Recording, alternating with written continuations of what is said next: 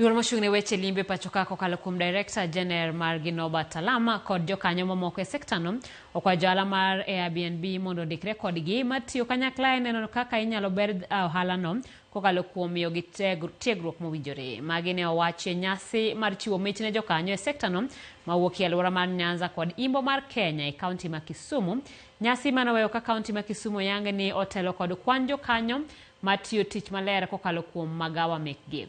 Magawa abiriyo duto ma Kisumu noyudo mich e kidieny mar gold kuom jokanyo 14 mane Magawa gi oyudo mich mar gold. Jotelo golero ni gidwaro mondo gimed tiego jokanyo mapod rem e cholo chenro mowinjore ne kastembegi mondo thoth jokanyo bwo Tourism Regulatory Authority obede gala manyime kod sulwe 5 ma iketo godo Magawa. Silver kata bronze ni otende mosetiyo matek e yore mag keto tendegi obed gi standards maber mondo ka gimiyo welo chiemo to gimiyo welo chiemo to gi kuonde kar nindo maler.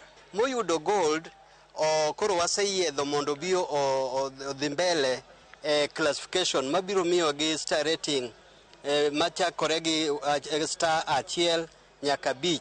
Abich star maduong'e moloyo. Jogo matimo biashara mar Airbnb miluongo gi dho ngere ni short term rental kata jogo mabende nie kategori mag homestay. Mano biashara maber. En mano ne waluongo gi mondo gibi on board.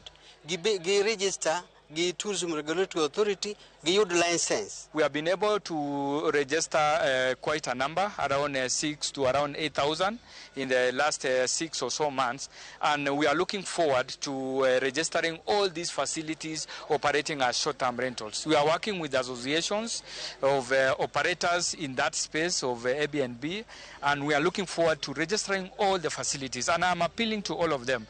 As TRA, we are not here to punish anyone. We are here to create an enabling environment to ease business.